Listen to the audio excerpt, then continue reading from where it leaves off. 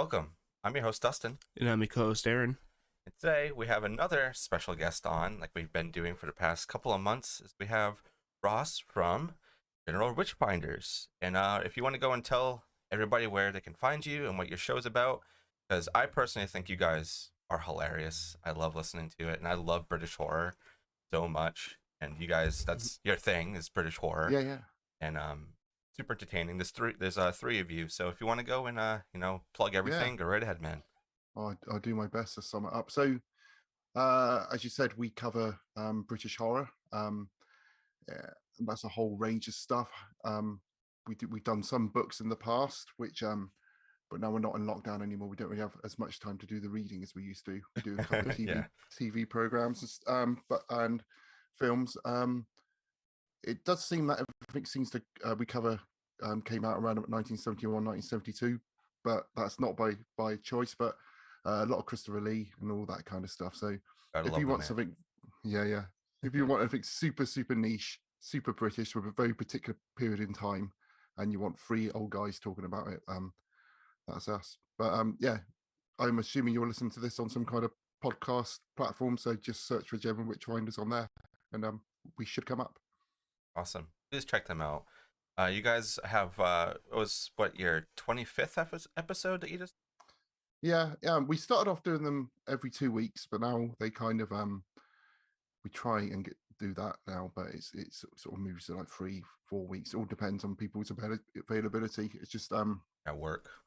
Yeah, if you got 3 people, just trying to get everyone's schedule lined up and stuff. But we've I think, what was our 25th? It was the Twins of Evil, which was a late 70s Hammer, that was good fun. But the one before that was The Wicker Man. So I think most people have seen The Wicker Man. So if you want to watch something which you might have actually heard of, that might be a good one to listen to. Yes, that's a good episode. They're all really funny, and I love how deep you guys go into everything too, and you kind of like touch on pretty much everything in the movies. And Twins of Evil, oh my god, it's so funny. Like the first 5 minutes, you guys are just like going off, and it's so funny. I love listening to you guys. It's so strange, but in Twins of Evil, we was just laughing at that. The credits show a woman just being burnt alive with a really sort of like upbeat music over the top of it. But the lady was actually being burnt in that sequence. Yeah. Spoke to us on Twitter. She's still around, and she's active on Twitter. And it's just crazy that because all of this, we actually got to speak to that lady. And she sent a picture on Twitter the other day that when she was at Paul McCartney's 21st birthday party, and some of the photographs she took at that, and it's just that's awesome. Yeah, so 2 removed from a Beatle now. Yeah, that's another thing that's like really crazy with like the whole podcast world. Is like, especially with Aaron and I, we've only been doing this like a year and a half, roughly. No, like a year and a couple of months. Yeah. And the amount of friends that we have made, like not even just in the podcast community, but like, directors and actors and other people, like all in the horror community, it's crazy who you can connect with that you would never think that it would happen, but it happens. And you're like, wow, is this really what's going on? It's also really interesting how many people have got some kind of search set up for themselves or stuff they've been in, so that it gets pinged up, so that they suddenly be aware of what's going on there. I do you have stats on like where your listeners are? Yeah, we do. Yep. Are you predominantly American audience? We have about like, I would say 80% in America, but we have a really big UK following. We got about like 12% in there, and like a little bit of everything else. Nice. And I think I have to thank my friend Dean of the Dead. He does hot sauces. I don't know if you are familiar with him, but he is in the UK.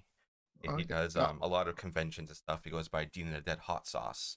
And he's a really good friend. He actually just came over a couple of weeks ago to his first trip to the US.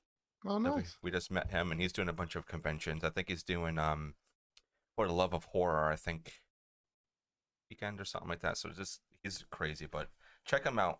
He's such an awesome dude, and get him on your show. I saw the hot sauces on Twitter. Yeah, they look pretty good. Yeah, I haven't actually been to a horror convention. Been to lots of Comic Cons and stuff, but never been to an actual horror convention. They're not quite as big over here. So there's something. Yeah, that's what he was saying. Yeah. He's saying there's a lot more Comic Cons, but he said within the last like couple of years, it seems like they're starting to take the horror convention route a little bit more serious, which is good, Mm. you know. And Yeah. so yeah, I would definitely check him out and reach out to him. He would love to come on. Such an Nice. awesome dude. Just let him know that I sent you. I will do. So if you ever need a guest or anything and you just want to talk movies, man. Wicked. So I think without further ado, we can probably jump right into Firestarter. Aaron, you want to go ahead and give us some, I don't know, IMDb credits and whatnot? I mean, the one that everybody knows is obviously Drew Barrymore. Everybody knows Drew Barrymore. I was just telling Aaron too, before this, like, you don't really realize that Drew Barrymore was in a lot of movies as a kid in the 80s. Yeah. You don't realize that. Until you like see her name and then you're like, shit, that was her. She's in E.T. She's in Firestarter. Is she like a talk show host now in the States? She is. Yep, she has her own show. I don't know how well it does because I don't watch it, but I've only seen like clips online when she gets, she goes a little bit nuts or maybe like bursts into tears or something. There was a clip of her when Steven Spielberg came on, and I think she was just like burst into tears and was just like telling him how much how important he was to her growing up, and he just looked so uncomfortable. And it was just, that's Steven Spielberg. I can just picture him just like at a distance. There. yeah. That's definitely. I didn't think this was gonna happen. Yeah, I liked you better when you was a kid. Just back off. That little girl. Yeah, of course, Drew Barrymore, Scream, all that fun stuff. Yep, she was in Scream too. Yeah. 50 First Dates. David Keith, who plays Andrew McGee, who's the dad. Let's see. I don't think I really knew him in anything else other than this. I know he was in a lot, and he was in Daredevil, actually. Oh, really? Huh? He played Jack Murdock. So, yeah, but not the good Daredevil, the Ben Affleck. No, not This was a movie I haven't seen in like 10 or 12 years, and I was also telling Aaron like there's bits and pieces of this that I remember, but I never thought of it as a horror movie. It's way more sci-fi, even though it is a Stephen King story. I never read the book. But all the memories I have, I'm just like, oh yeah, this is a really cool sci-fi movie. And even like watching it again, I'm like, this is totally more sci-fi than there is horror until the end is a little bit more on the horror scale. It all builds up to the end, doesn't it? I think the whole film was just waiting for that final thing. I in my memory, it was Kurt Russell in this film, not this chap. I feel like he's just. I feel like he's a Kurt Russell, Jack Nicholson sort of like hybrid you would get when you can't afford those two guys. Yeah. I can see it. That would be awesome. Have one of them in it, other than this guy. I mean, he did really good. Don't he had get me a role wrong. Gary too. Yeah, he's very good. The 2002. Oh, he was in the. Yeah. All right. What else we got in here? Yeah, he was notable. Freddie Jones, who plays Dr. Joseph Wenless. Yeah, he's the first Doctor. Let's see. Known for Dune, Krull, the Elephant. Oh, Man. he's in the original. Oh, okay. Yeah, wasn't he like the main Baron in the original Dune, wasn't he? I believe so. Yeah. Yeah. A lot of like little smaller roles. Yeah. Got Heather Locklear, who plays Vicky, who was the mom. She was also a very big actress. She had kind of a small role in this movie, but very small. She was only in a couple of scenes. I would have liked to see her a little bit more.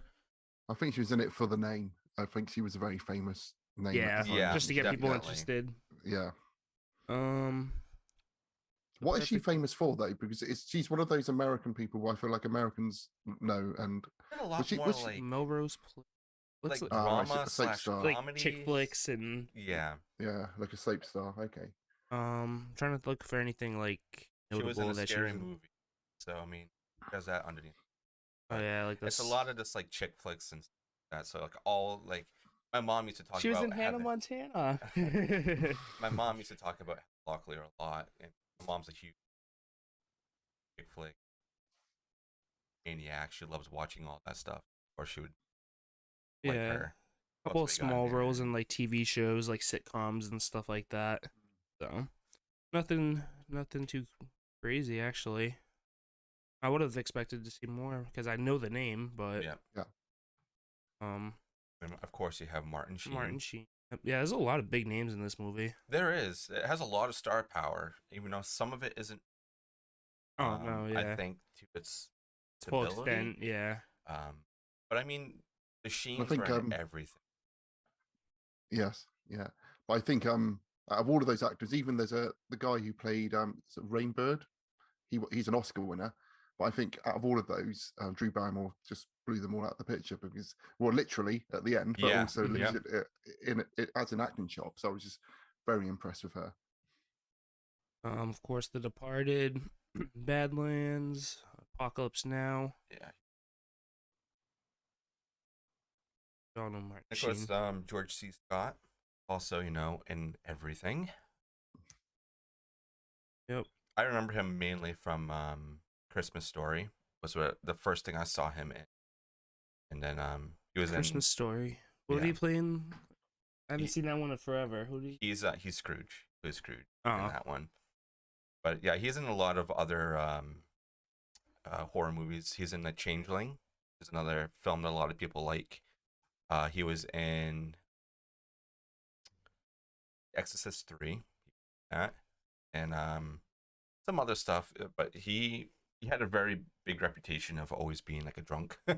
So yeah, and he was also doing a lot of work with his wife too. I think he was a producer or an actor. I forget, but she did a lot of stuff with her.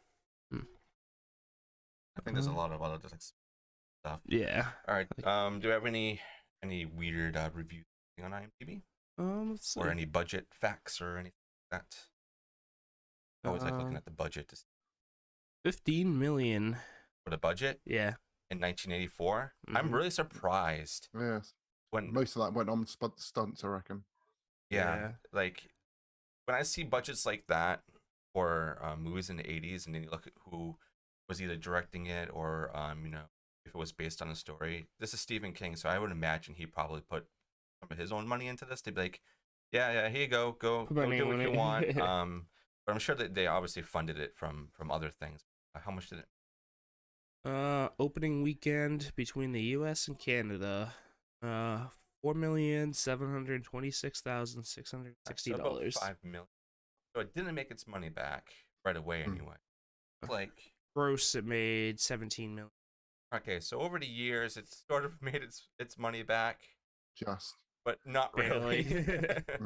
And I kind of understand why. This movie very hit or miss. Pacing is a little off, which we'll talk about. Yeah. Shoot over to Rotten Tomatoes. Yeah. And Ross, if you want to take some guesses as to what the critics rated this on Rotten Tomatoes. Okay, so I am a bit of a Rotten Tomatoes. It's not something I go to. So it's out of 100, yeah? Is that correct? Yep. So this is the critic score rather than the there are 27 reviews, critic score. Okay, and the average score I would say probably in the mid 60s. Ooh. So the critic score is at 37%. Oh, okay.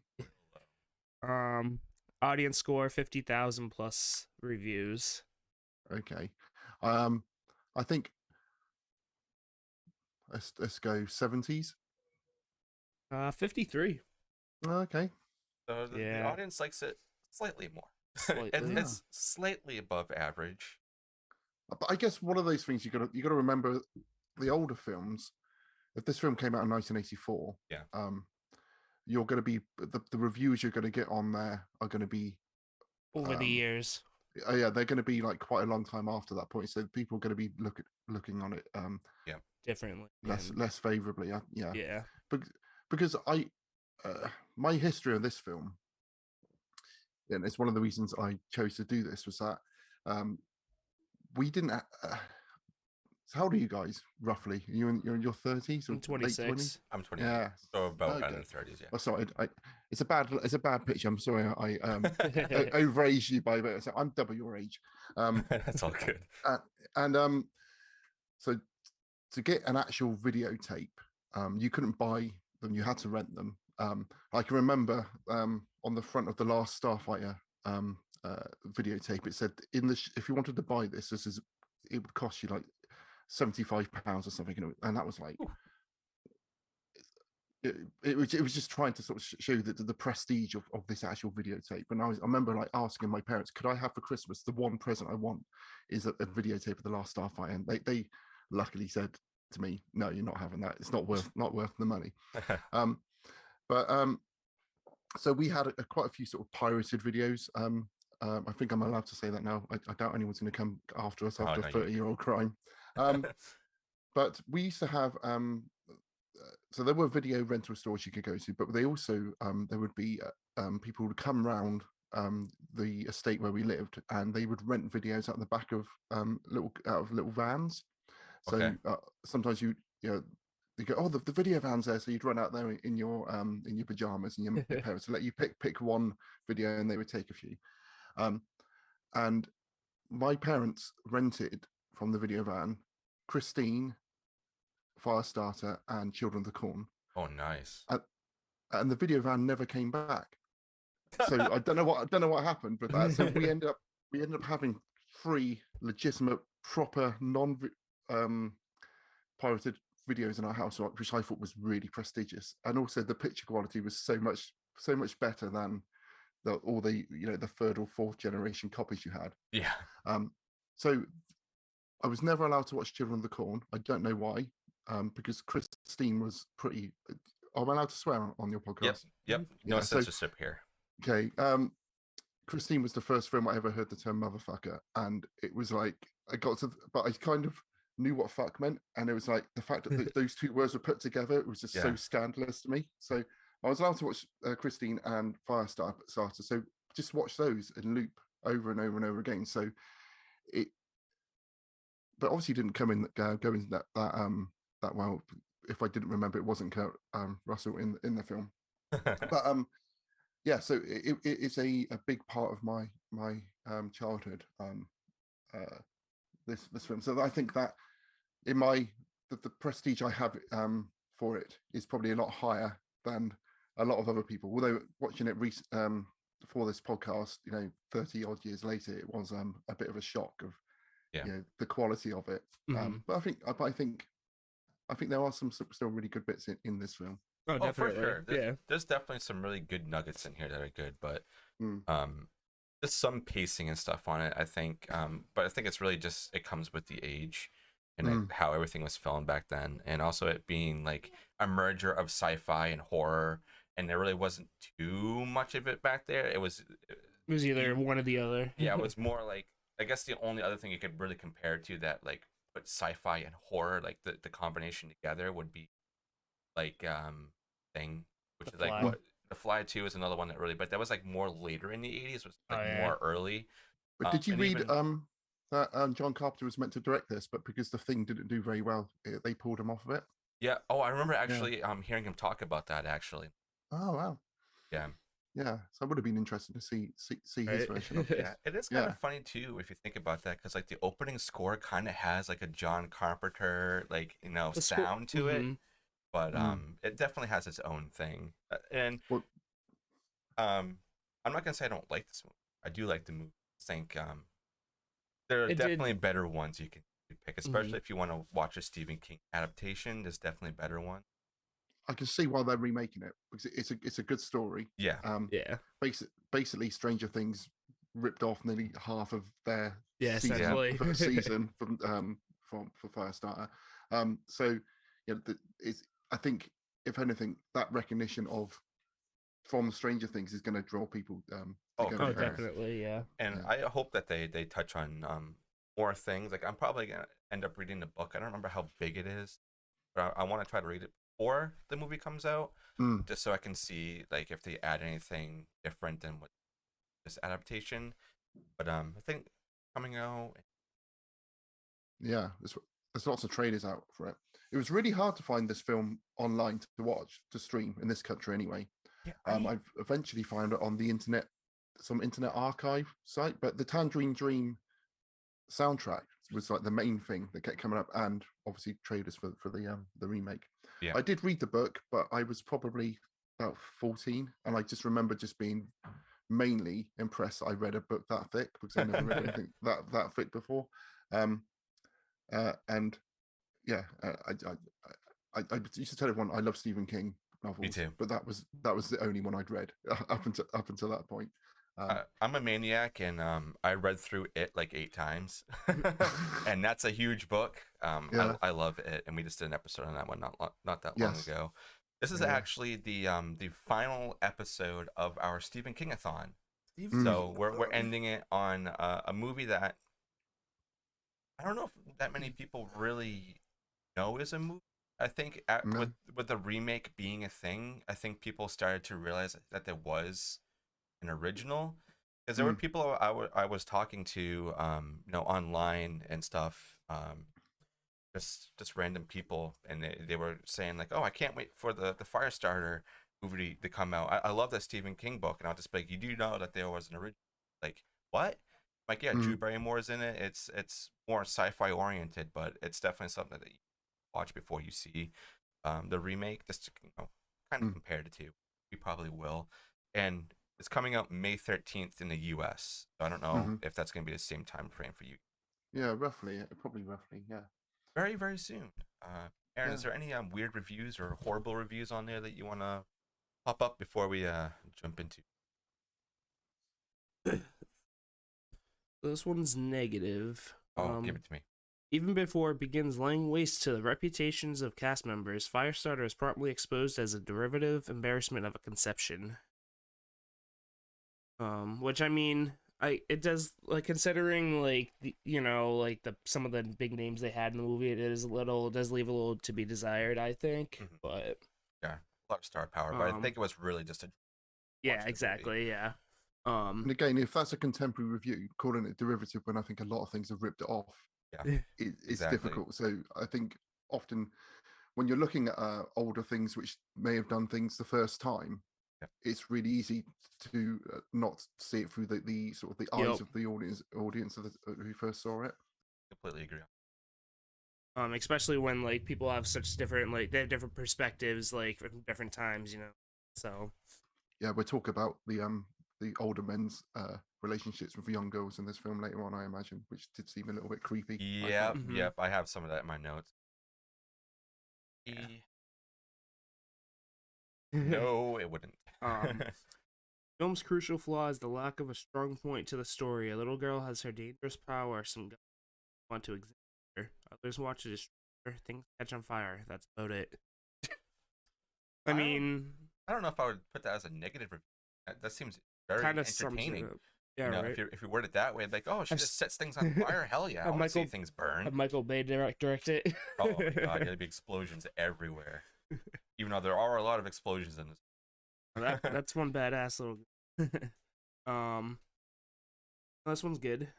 Certified. Although not exactly a hidden studio horror, Firestarter is still worth a watch. Ability or variety of its cast. Yeah, so there's another one bringing up the cast member, which I can see is probably the biggest issue people have with it. Yeah, but I think for like what they wrote for everybody, I think they did a very good job on it, especially George. I mean, he goes the way that he can shift himself and how he does from things. Like John to like which we will definitely get into. Ross, if you have any last comments before we jump into the film, no, I think we'll probably get them as we go along. All right, awesome. So, Aaron, do you want me to start, or do you want to have Ross start? Do you want to start it off, Ross? Or do you want us to do it? I'll maybe start at the beginning. I kind of lose the plot a bit towards we get to the end, because I got to admit that I did fall asleep. I've tried to watch this 3 times and I've fallen asleep in the middle each time. That's all good. So yeah, sure. If you want to shoot it off, I'm going to start right at the very beginning. Very, very underwhelming credits sequence. Yeah, you've got text going over a black screen with a wisp of smoke, which you're thinking at some point this is going to burst into flames, and it doesn't. And it's just so badly filmed as well, you can hardly see that smoke's going on. You think about all the great title sequences in cinema history, this must have been the most underwhelming and boring one ever seen. Good music, though. Yes, very good music. I do like the score in this a lot. Yeah. So then we cut to the Charlie and her dad, who I've immediately forgotten his name, Andy, isn't Andy, it? yeah. McGee. Kind of being chased through like a crowd, and this was the first of the Terminator vibes I got out of this film, where you've got someone being chased by someone through like a public space, and no one in the public space is helping them, and They're just doing their own thing. yeah, and they're just getting in their way and stuff, and I just I thought that was quite interesting for me, that sort of memory of Terminator, which Now that you came to me. mention that, I can feel that. Yeah. Yeah, and I think also the other aspect of it was that whenever they stopped running, there would be a flashback, which was what happened in Terminator as well. Every time they stopped, Reese would have it's Reese, Carl Reese, isn't it? Yeah, would have some kind of flashback. However, they didn't have the awful sort of like watery Scooby-Doo weird effect which they put in this film. It did feel very like a TV program. It was almost like, this looks like the production values of like Magnum or something when I was watching it. Like a made for TV film, which was like what happened with a lot of Stephen adaptations, especially back then. So yeah. I think the problem you got is that if Kubrick's adapted one of his films, everything's going to be held up to like The Shining, and then go, it's not The Shining, is it?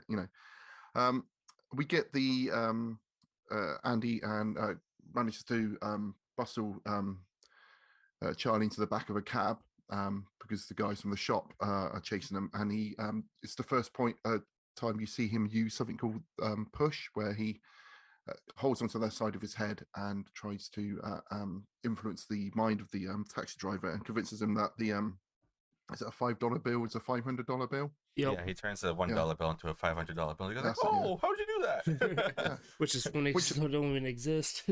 Yeah, but all American money's all the same color anyway. So when I went to New York for the first time, some homeless guy asked me some money, and I thought I was giving him like a couple of dollars, and I was like, oh no, sorry, those are $20. Could you? I had to take the money back off him, and I just felt really bad of like trying to take this money. Yeah, so I can see that could happen all the time. But then that's when we had our flashback to when the experiment, which so we see in lot 6, if you guys, I don't know if you guys want to cover what happens in the experiment. All right, Aaron, do you want to go? Or do you want me to go? So, yeah, you got a bunch of college students. They volunteered for their experiment, lot 6. So some of was it 10 of them? I think it was. Yeah, that was 10. Got like this hallucinogenic it's like a weird fucking... compound that was like mixed with a bunch of stuff. Like honestly, I was trying to listen to how this guy was saying. Like, I don't know any of the stuff you're saying right now. Yeah, it's all scientific. So all I caught on was lot 6. Some of you are going to be administered this, whilst other ones aren't. I think they're probably doing like obviously the real thing, just if it was going to mix with their minds or whatnot. The scary part is too, like, not even the doctors knew like who was getting what, so it's like exactly. They had to keep it all controlled possible. Yeah, so this is the first Stranger Things vibes for me. You've got the guy doing experiments on people. It was very much MK Ultra. Do you guys ever listen to last podcast on the left? I think I've listened to a couple episodes because it does sound familiar.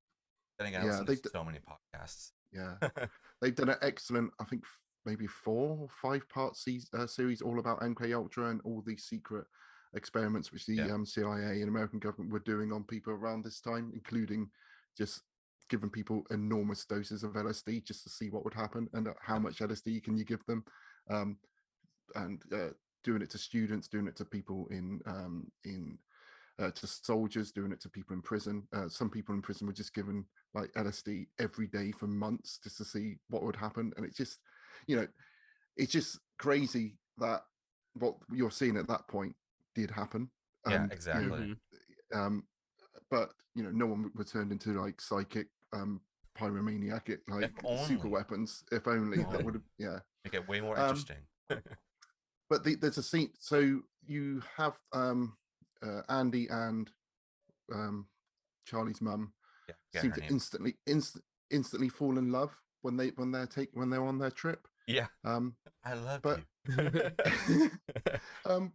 but is it implied that they become psychic at that point? Because a lot of my notes go, what are their powers? Because there's lots of different powers are hinted at. Yeah, They seem to be talking so to each other. what I remember is she was like talking to Andy like, oh, he like said a comment and she said something back. It's like, I didn't say that. And then they start talking like, with their minds. Telepathically, yeah. And like there's like a bunch of other like craziness going on behind them. Like you got that one guy bleeding out of fucking eyeballs. Yeah. And then when Andy keeps telling the guy to shrink, he's like, shrink. Yeah. Like he's really, really high right now. So we find out the whole film was actually a hallucination which Andy had on that bed at that point before he died. So it's a whole Jacob's Ladder, a sort of thing that could have been a nice little twist at the end of it. But I can remember the guy who ripped his own eyeballs out. That was one of the things which, as a kid, was like, oh, this is. So I just banged my mic. This bit's too scary. I shouldn't be watching this. You know, this is the first horror element in the film. Very visceral. But you keep watching anyway. Yeah, exactly. Yeah. Yeah, so kind of explain how like she can read. Yeah, they kind of like a brief thing about how Charlie is, and I think they make their way to the airport. Like they cut. Yep. The flashback is like what, like 10 minutes. Yeah. But it feels like a long time because there's a lot of stuff that happens. But there's a lot of like back and forth. For like especially at the beginning, trying to get that exposition in there. I was trying to work out why were they going to the airport, because they go to the airport and then just leave the airport, and it's not as if they're trying to get on a plane because they don't have any money. Yeah. When they're at the airport, they have a conversation where Andy's trying to convince Charlie that stealing is okay. There's a difference between a small bad thing and a big bad thing, because she's saying he shouldn't steal, and he's saying we need to. So he uses his powers at this point to make a payphone spit a load of coins out. Yeah. So again, as I said, well, what are his powers? Because previously it's kind of implying that he's got some kind of psychic control over people's minds, but now in this bit it's like he's got some control over machinery. How does that work? But also, how much money is he getting out of there? Because how many is this quarter? I don't know. Those would be money. I think at the time they would have been quarters, and it was a hefty amount, but I would say probably total is maybe like $10, if that. And they just seem so excited. To buy a plane ticket. No. Yeah, exactly. And they're like, oh, they seem so excited about the amount of money they got out of that. We're rich, Charlie. Well, I think the main reason why he probably thought that he had a lot of money, he knew how to trick people into thinking that maybe he had more money, like how he did with the cab driver. So I think they were already implying that like he can kind of just do anything at this point to trick the mind, and I guess also trick a payphone, which is weird. But I think the whole reason why they were trying to go to the airport, because I think they were talking about going to Charlie's grandfather's house. So maybe they could fly there. Maybe like this, use his mind to be like, I need to go on this plane, and then go there, and then go to the house. That's what I'm thinking. But there's a lot of things that happen. Like with Charlie, like focusing on the couple that's talking or whatever, and then she gets really mad at the guy, and then it sets his legs on fire. Yeah, but I thought I was I read the last Stephen King film book I read was The Stand, I think. And isn't there a whole thing about a girl in there who is pregnant, one of the main characters, and then she's kind of abandoned by the boy who made her pregnant? I think that's the case. Forgive me, Stephen King fans, if I got that wrong. But it feels to me that's a very Stephen King kind of trope of like like the young girl being abandoned, on her own, and just basically men are horrible, and deserve to be punished. But I think this is an opportunity for them to show Charlie's powers for the first time, and that fact that she can't really control them. Yeah. So that's it's a nice touch as well. And also we see, you know, the wind going through her hair, her heavy breathing, her perspirating. So it's kind of setting up, when you see this happening, stuff's going to set on fire. So it's like the beginning of Jaws, when you hear this sound on the cello, whatever it is, a shark's going to attack. Watch the fuck out. Yeah, exactly. I agree on that.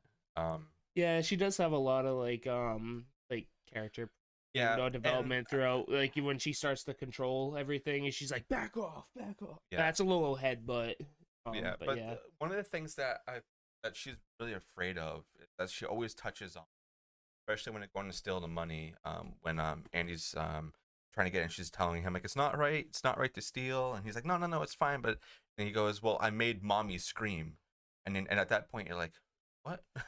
But you kind of get, and you realize that the mum's not there. So I think at that point you kind of imply, you're trying to think, did she kill the mum? I think that's what they're trying to set up.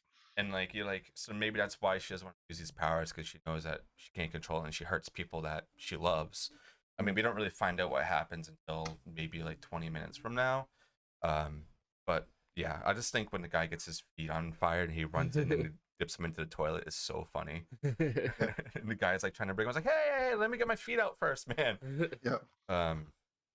But anyway, Aaron, you can go ahead and continue on that one. Yeah. So, point where present day, Andy comes home from work.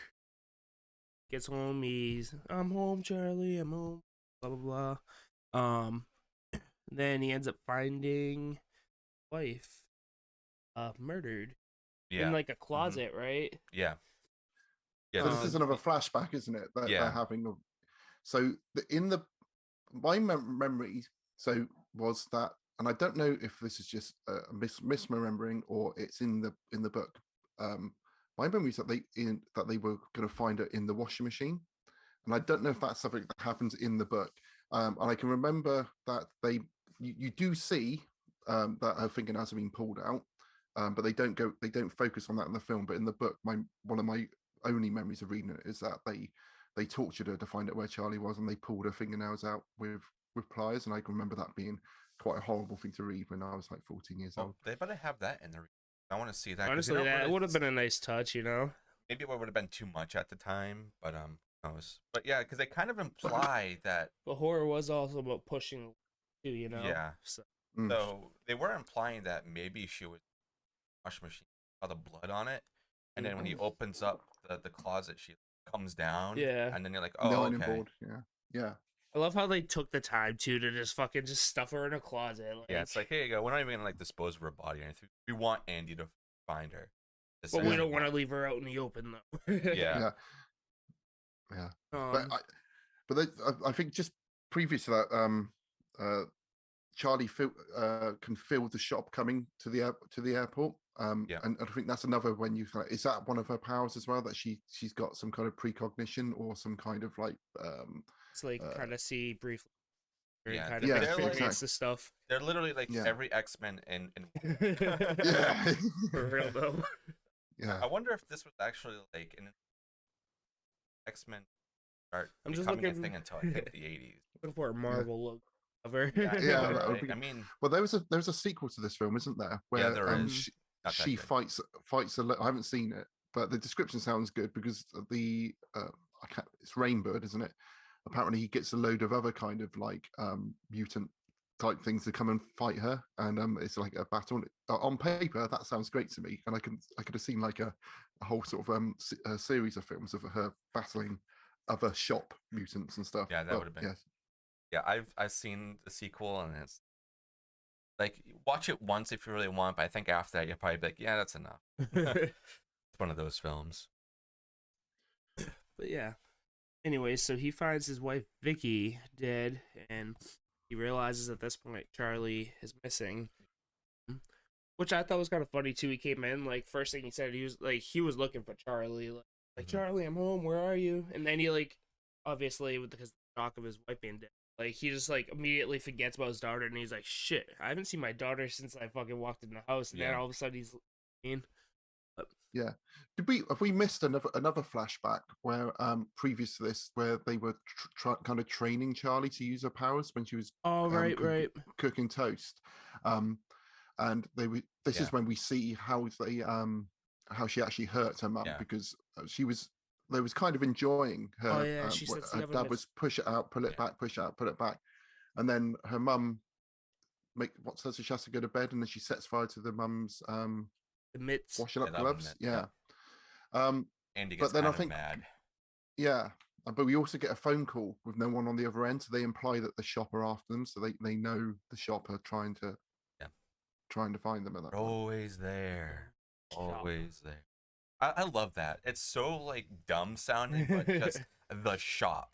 It just sounds really cool. I like that. Until you actually see it, and it's Yeah, and you're just like, what? yeah. Yeah, so I think we come to the shop soon because these flashbacks you was talking about are happening when they managed to get to a motel just before he almost gets run over by a truck, which I thought was actually quite a good scene.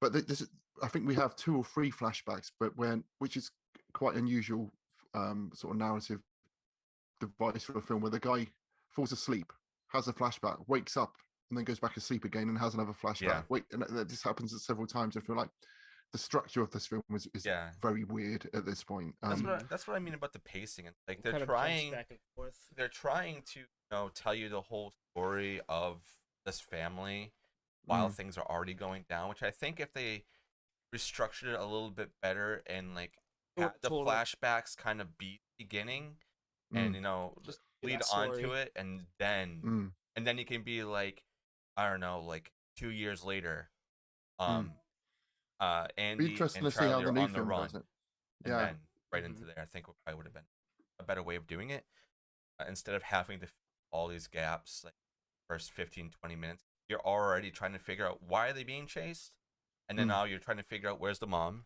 They're always talking about the answer that, and then you keep going back to all these flashbacks, and then also in like the main story. You just get kind of disoriented a little. Kind of like makes you lose interest a little bit. Like I said, I think it was after this where I started, towards the middle where I started to lose interest, and then kind of came back. But yeah, it does. It takes its time to kind of build up. I wouldn't consider this movie a slow burn. Medium burn. I would just say that the pacing is definitely off a little bit, but other than that, I think it's a good film. Definitely to watch. I think it's a good story more than a good film. Yeah, that's a better way of saying it. Yeah. So we see the shop for the first time, and we're introduced that by is it Martin? I've forgotten who it is. Who is it? Martin Sheen? Martin Sheen. Yeah, he's Captain Hollister. Yeah. So you see him riding a bike up to like okay, this is a question I've always wanted to ask some Americans. What is a country club, and is that what a country club looks like? Because I seem to remember country club. It's like golf courses, and like it's for like rich people to kind of just hang out. It's like a club for rich people, essentially. Yeah, sure. So like a golf club. Yeah. Okay. Because I seem to remember that's how the shop was described, and I think that's the kind of vibe they're trying to put across at this point, where it's not like the scary building out of Stranger Things behind the barbed wire fence. It's more like a fraternity type deal. Yeah, like a hospital. Or a college campus or something. Yeah. And then we just have a massive exposition dump where so Martin Sheen goes into his office. We have Rainbird, who's sort of like standing, who he's kind of like some like is he a Native American? That's what I was trying to figure out. I couldn't tell because he had like the tone for it, but like the one that George C. Scott but the name plays? too. Yeah. I don't know. I mean, his name is Rainbird though. I mean, the way that they make him look, looks like he probably. They don't really describe it too much. It's difficult in older films when they often don't cast people in the ethnicity that the character is trying to portray. I don't know what his ethnicity is, but he's got sort of standing ominously in the corner. And then we have the guy, the doctor we've previously seen administering the lot 6 to everyone, come in and basically just give a massive exposition dump about everything. He kind of implied, does he know who Rainbird is? Because otherwise, why would he be just telling all of this really sort of like confidential information in front of a stranger in the corner? But then he's also implying the way he's talking to him is as if that Rainbird doesn't know any of this stuff, because it's a classic sort of like, as you know, blah blah blah blah. Yeah, if these people know about it, why would they be talking about it in this fashion? I think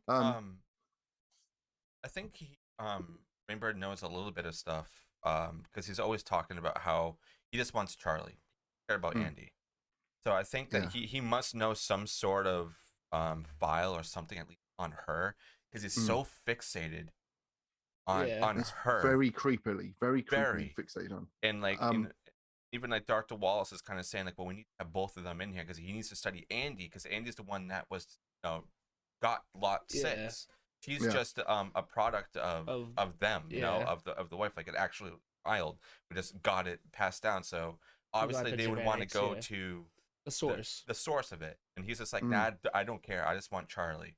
And but this is what I was saying, the kind of problematic sort of like, almost predatory aspect of this film, where he doesn't say why he wants it, but it does. It's almost like the other characters in the room when he's talking about it are like, well, this seems really creepy, and he's kind of saying like, I want her as long I will get her for you as long as I can have her when you're finished with her. And they don't say what he wants her for until quite late in the film, and it does come across as a sexual thing. Because he even says like, she's so beautiful. I'm just like, this is a little girl. This gets skipping ahead a little bit, but the scene when like he comes in to clean her room and then like the power goes out and shit. Like even that's like it's kind of like you get like the fatherly vibe from it, but at the same time it's also weird. It's like it's you know, because that's not your daughter. You know? No. Well, I'm going to skip ahead a bit as well. But he does then later on say it's something about that. If he kills someone and looks at them when he kills them, he takes their power. Yeah, it's what he's hoping in the afterlife. I can have it in the afterlife. What are you talking about? Where did all this come from? It feels like this probably would have been a lot of in the book in his backstory, what he believes and stuff, but it kind of fucking comes from nowhere, and you're like, what? Exactly. Yeah, and then you think, like, was this part of his religion? But it's not really clear. Is the guy just break out of the mental asylum, or exactly? Yeah, it's very strange. You don't really understand like what he's from. Like you think maybe he was like, you know, hired like hitter or something like that. That's what I was gathering. But then he was saying like later, this is later, when the lights are out and he's talking to Charlie, it's like how he was in the war. I don't know if that's like a true story that he's if he's just trying to gain her trust, telling her, or if which is essentially what he was hired for. Yeah, or like if he wasn't in the war and he's just believable.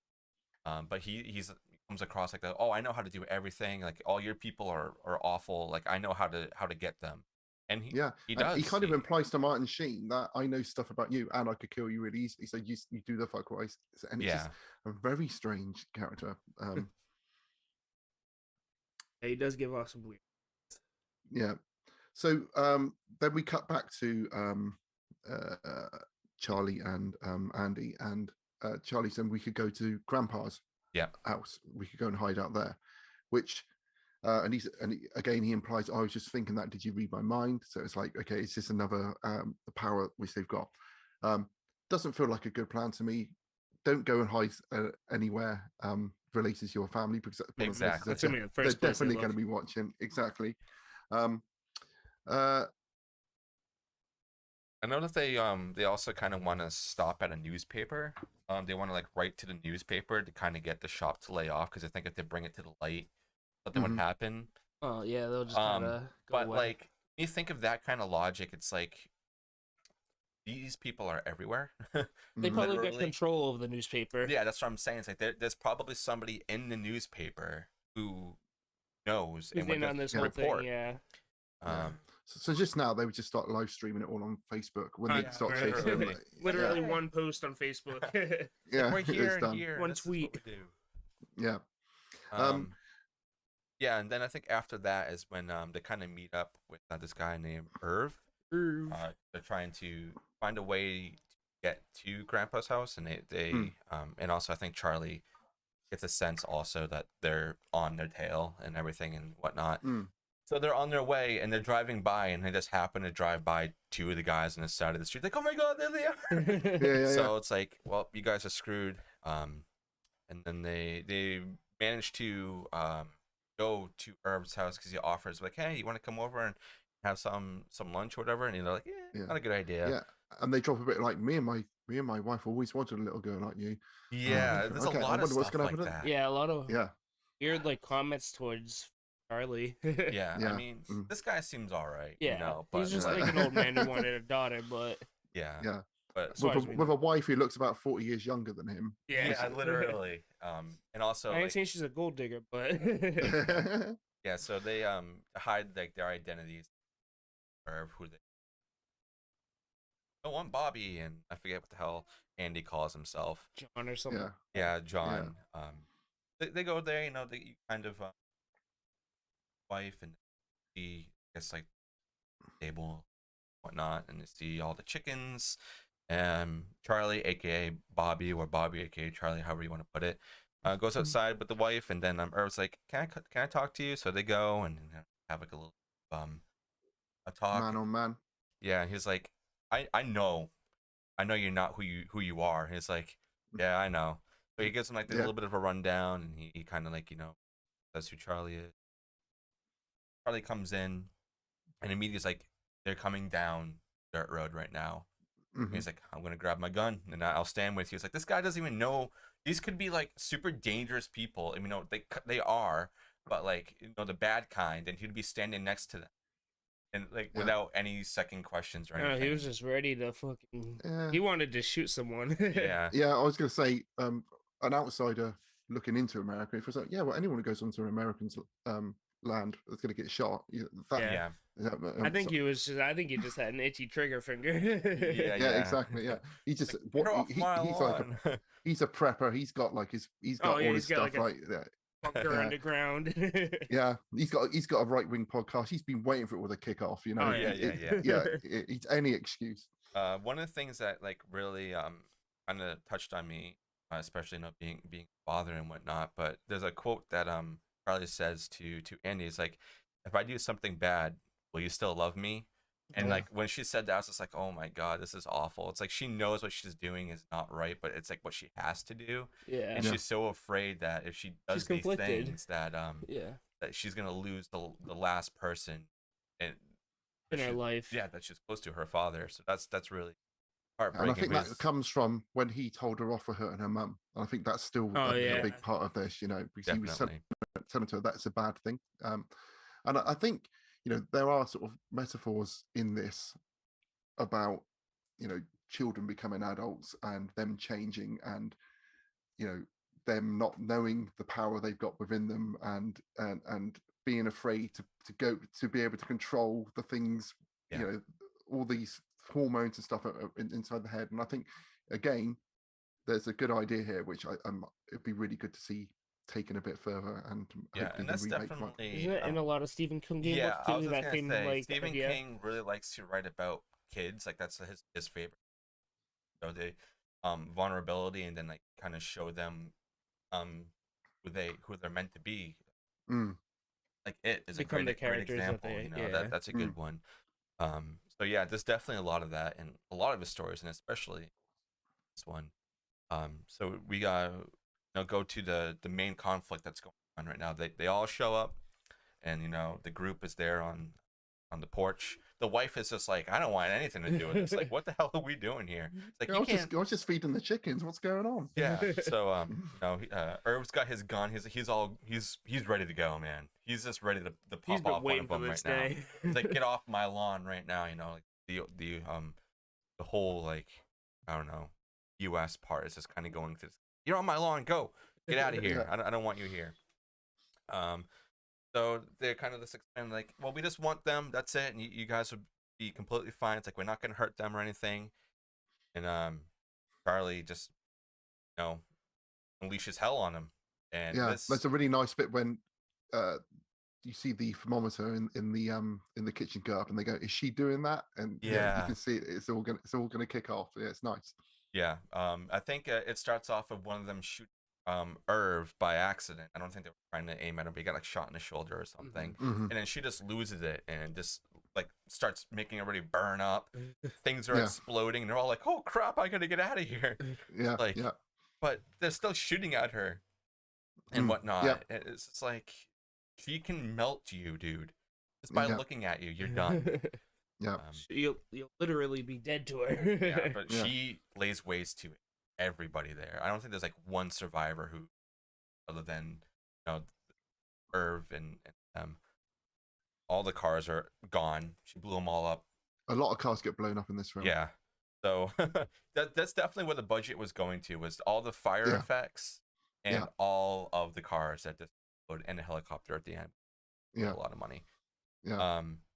So she winds up calming herself by saying like like back off. Like she has to keep saying that, like you need to stop, telling herself to stop, and she's trying to learn to control this.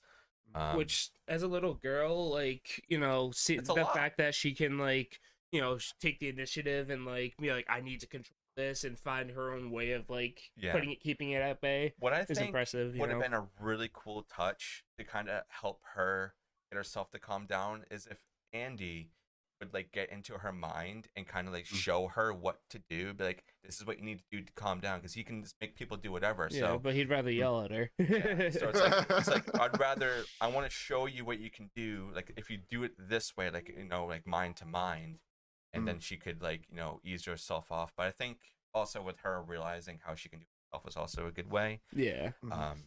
I think it goes back to the character development, of her, where she's like, I need to know what's right and what's wrong, the wrong way to use it, Yeah. Does Andy use any of his powers at this point? No, I know we didn't talk about. I think his powers are actually starting to like kind of down a little bit at this point. It's also because he's so exhausted, and he's been using it way more than Charlie, obviously. Fires everywhere. So I think they said at some point that every time he uses the push, he has a brain hemorrhage, and he's getting all the, and it's killing him. That's why he bleeds. Yeah. That sucks. With her, she just sweats. She just sweats. That's it. And there's something which we missed when the doctor was saying we need to get hold of Charlie.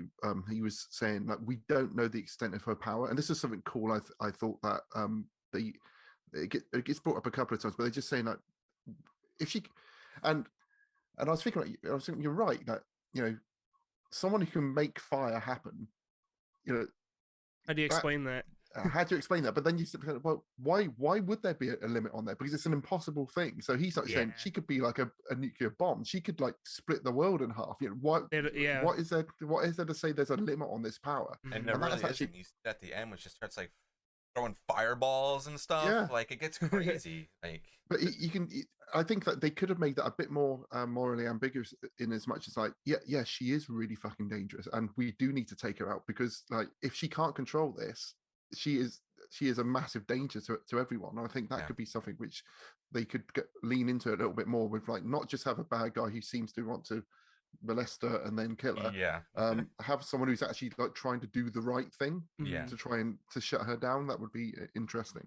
If they did that in a way of like making it more of a wholesome thing and not like I'm going to do whatever I want to you, and like and also like help her in a way to be like, if you do want to do it this way, do it safely in a controlled area. Because I would imagine that with having a power like that, you would have to have an itch to just let it out, because I would imagine it would build up so much inside of you that you would have to let it out somewhere. Like I wonder if like even like just like everyday stresses would trigger it, you know what I mean? It's like, oh shit, I just broke a cup. It kind of does that. It kind of does that at the very end, when everything. But they say that, and they talk about, and I bet this is a sequence in the book which they reference to, but they say at one point that whenever she was a baby, imagine that when the baby starts crying, it would have she starts setting fire to the toys around her and stuff. And I think, imagine that. Imagine trying to deal with when the child's an irrational toddler or just a baby. And yeah, exactly. Yeah. I was watching The Incredibles with my kids the other day, and I said, Jack is really, really dangerous. And and there's a bit where he's actually on fire, and it looks horrific. When you look at I know he's just like going, hey, when he's on it. It's like, this is a kid's movie. Yeah, he looks like he's literally a light, and it's I was going, oh, this is quite dark. When you, I think often when you watch like kids stuff, when you're not listening to it, some of the visuals you think, oh, that's fucked up, you know? Yeah. Oh, definitely. And I would imagine this was an inspiration for some of that as well. I think this had to have been an inspiration to create some sort of superheroes, you know. What was that? Didn't we go see that movie Brightburn a few years ago? You went to go see that. I got Brightburn on my screen now. I said, this is lots of stuff in this. It's like Brightburn is like Superman meets Firestarter, isn't it? Yeah. Essentially. Brightburn is, I think it's kind of like he takes like a darker turn. Yeah, but it's a superhero, but he's there to kill you. He's like an anti-hero. Yeah, so, it's great. It's a great film. It is. I really do enjoy that. We got to cover that one. But I think also at this point is after, you know, everybody's burned and dead, or it's like, go take the Jeep, and his wife's just like, no, we don't want anything to do with these people. Yeah. But it's like, don't you then let them take the Jeep? Yeah. It's like, well, we got to let them out of here, and then whatever, just take the Jeep out of here. And then they decide to find their way. Go to Granddad's. Find their way to the grandfather's house, but before they do that, we get a little bit of a sequence of, which this is kind of like really out of nowhere. Dr. Wallace is sleeping, and then John's there and just kills him. Yeah, does a kung fu chop on his nose, and it's literally out of nowhere, because he knew that Dr. Wallace was gonna do, I guess, more good, and that he thought that if I can get this doctor out of my way, then I have Charlie to myself. It would make it way easier. But they never really touch on that. They never say, "Oh, where's Dr. Wallace?" They literally just bring in some other doctor. They never like they don't question it. I think it's implied that Martin Sheen, I keep wanting to say Charlie Sheen. Martin Sheen kind of implies that you need to get him out of the way. It's kind of like, oh, okay. Oh yeah, she does have like that like vibe towards him though. Maybe I didn't catch on to that one. So okay, that makes a little bit more.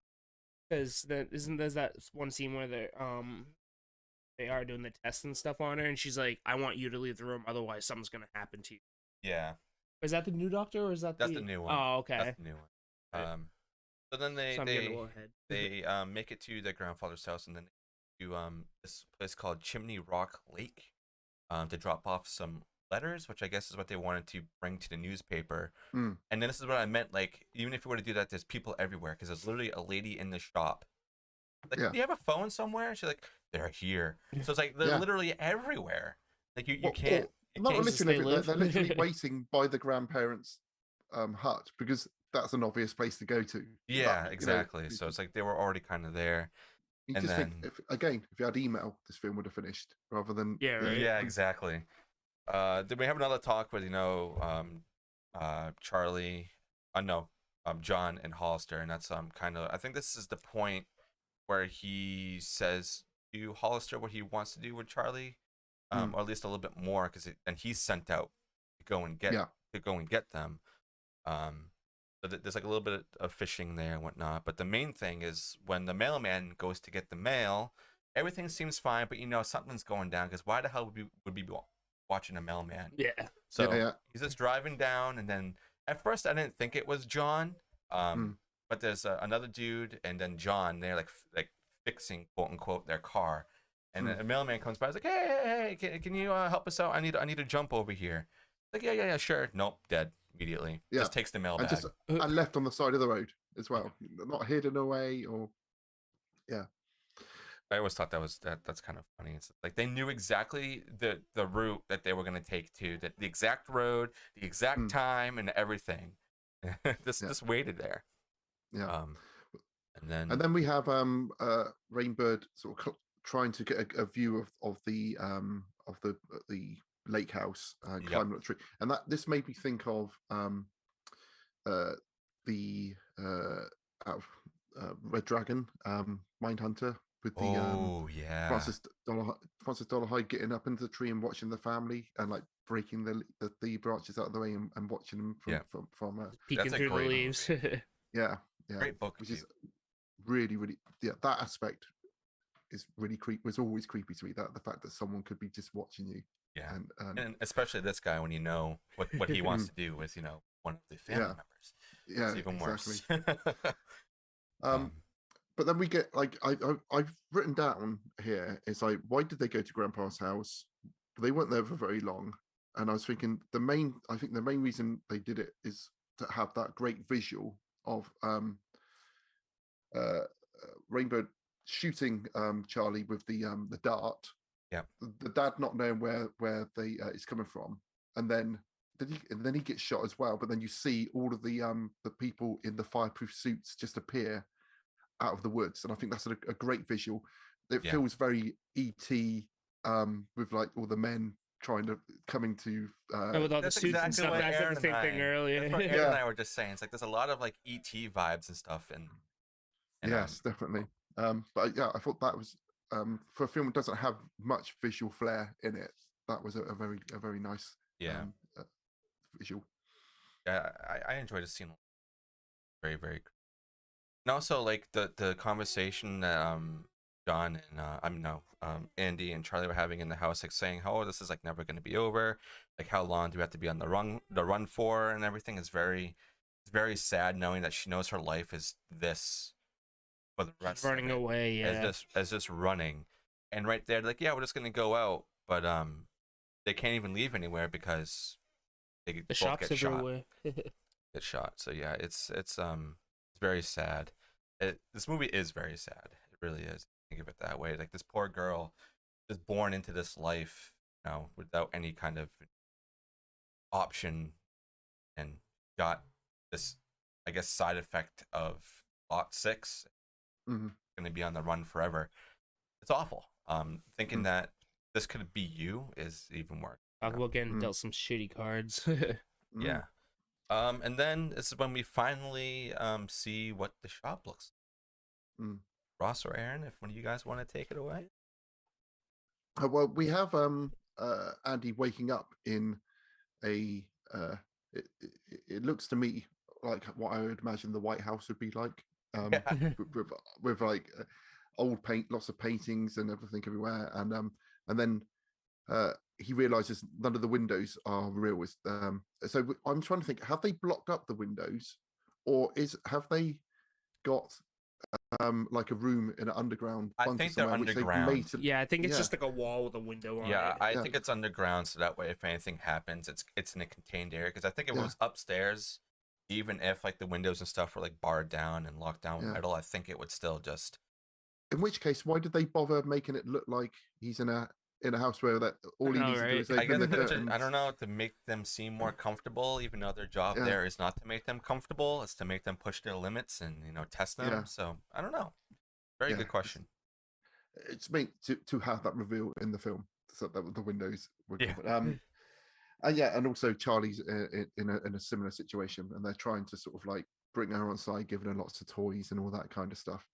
But they both obviously want to see their mum or their dad or their daughter. Yeah, she gets like literally this special treatment where he's just being abused. She's got like a suite that she's staying in. Take your pills, take it. And Charlie's like, "Oh, here's your hot cocoa. How's it going?" And whatnot. And your Atari 2600 or whatever the machine was. Another thing that's actually really cool is that we kind of hear for the first time what her power is when she says, "My pyrokinesis." So it's like, okay, so we have some sort of, I don't know, word for what she has, but I think at one point they do say that he has like telepathy, but that's it. But she knows. Did she come up with that word or something? Because I've never heard of pyrokinesis. Which, I mean, it makes sense. I feel like I saw. Yeah, I think this when she's talking to Hollister when he brings hot cocoa. And not is really. And when she starts making bubbling, but you see her she's starting to get control over her powers at that point as well, which is quite nice. Yeah. Back off. Yeah. Then, meanwhile, Andy is pretending to take his drugs. Yeah. And Haven't they ever seen any films? Because in every film, people pretend to take their drugs. Yep. Yeah, especially nowadays. There's that one scene though where he like gives him the pills, where he just kind of he's laying in the bed, and then he just kind of like goes with it, but like it's like the guy stays in the room, so it's like pills. Did he swallow him and I puke him up after, Well, or I was really confused with that too, because the way that he was looking, was he hiding him under his tongue? like there's a part, I don't know if this is a part or another one, but it actually does like spit out the pill. But when he's in the bed by himself and he keeps looking at the camera, but he's like touching his head, I thought that he was like making his body like force the drugs out, like come expel out. them. Like he was like using his own powers on himself to make them come Interesting. up. That's what I was gathering that, but I was just like, I don't know if that's what's really happening. Maybe he just put it to the side of his mouth. But the way that he was like sitting and stuff, but maybe it was trying to like hide from the camera or something. Yeah. But it looked like he was like forcing his own body to make the pills come up. But it's the same trope that you have with Professor X, that these people they can only do their psychic abilities by putting their fingers to their forehead. Yeah, and then he has to try and hide the fact that he's doing that. You know, yeah. Why do you have to touch your head in order to make your psychic powers come? Yeah, and how did you discover that? Did you accidentally like grab your head and then a really bad migraine, make someone blind? Yeah. I imagine it's probably what it feels like. It's like doing that, having a migraine, especially if he's having hemorrhaging stuff in there. That cannot feel good. No, probably like a migraine times 100. Yeah, bleeding through his nose every time he uses it. Awful. And I think when John, Yeah, so he's fake taking all. So they think his powers are all, Yeah, so John to see Charlie, and he's just he comes in to clean the room, vacuum. Yeah. She's like, you don't have to come in here every night. I'm not messy. Yeah. And he's just like, well, it's my job. Yeah. But then he's vacuuming the room, and she's like, I'm going to bed. Actually, well, no, because they're sitting on the couch first, I believe, and then there's two times he comes to visit. So that's the second time. The first time is when that's when he has the eye patch, and I think the first time he doesn't have an eye patch. Oh yeah, because that's right. Yeah, but it says in the trivia that he has the eye patch because of his eye got infected from the contact lens he had to wear as the character. Oh. Okay. Yeah, so it wasn't part of the plot. It was just the fact that his eyes got infected, so they had to put an eye patch on him. I like how they kind of played it off too, as he was like, "Oh, my face doesn't scare you, right?" Yeah. That's a good way to definitely. He ends up having a conversation with John or Bird, and he's like, "Why are you here?" And me and my dad are here, and she guys want to see. They're gonna take me to see him. They won't. But he's just like, well, if you just do what they ask you to do. Yeah, he's just trying to convince her to listen to them. You can go see your father. Yeah, so he's just gaining her trust at this. And double agent. Yeah. But anyway, next I think Andy has to do his test. Oh yeah. Finally has to go do that test. Yeah. Oh, just behave yourself. Like, sure. Yeah, I'll do whatever you want, man. Yeah, right. I fell asleep at this bit, guys. So you're gonna have to tell me what happened with that, because I never managed to keep awake through Andy's test. I think this is where I started to kind of. Okay, I can take it over. So he's pretty much told like you need to do this test and whatnot. Like it's been long enough, so that he finally goes to do it. They sit him down like an interrogation room, and they even said to him, "It's like it's a one-way mirror or a glass." Where I was like, "We'll see it, but you can't see us. Like we can see you." It's like, why do you even need to say that? I'm sure he already knows like what this room is. Yeah. Mm-hmm. So the new doctor's there, and Hollister's like talking to him, and they just have some random dude just come in, and then they're all like up in like this viewing area where there's a bunch of like computers and stuff anywhere to kind of test like what's going on, and this random guy comes in And then Andy asks him, like, do you know why they want you in here? He's like, oh, they said it's some kind of test, and I decided to come talk to you. He's like, oh, yeah, yeah, yeah. So then he has to start using his mind to make this guy do things. So he tells him to pour himself like a glass of water. He's like, oh, all right, yeah, I'll do that. And then he wants him to pour ink into his water. Guy goes to do it, but then he says, nah, you're crazy. I'm not gonna put ink in my water. And then that's when he knows that he doesn't have his power because the guy is fine. So that's kind of like the end of his thing. He goes back and whatnot because they're kind of disappointed in him that he can't do it, and they all knew like he was too weak where he was, and also the pills. John was saying like, you guys are weakening him with all these pills you're giving him. He's like, no, we're just gonna give him more. Like, what? Well, you wanted to do these things, but yet you want to increase the dosage. Yeah, even he says something. Andy says something at one point. He's like, if you give me all these drugs and I'm stoned, I'm not gonna produce. Exactly. Let me get the second visit of John with Charlie, and this is kind of more of a heartwarming thing. It shouldn't be just because of who's in the room. As John goes in there, and it's when he asks, Charlie, "Oh, you afraid of my face and whatnot?" No.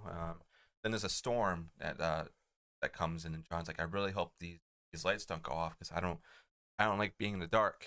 It's just like him like trying to get even closer to Charlie and whatnot. So of course the lights go off, and then he starts acting like a little baby. He's like, "Oh, I'm afraid of the dark." And he's like pounding on the door. And she's like, "What the fuck are you doing, dude?" Yeah. And then he does a story about when he was at Vietnam and whatnot, and says, "Oh, I guess you're too young to know about this." And he describes that he was like put in a hole.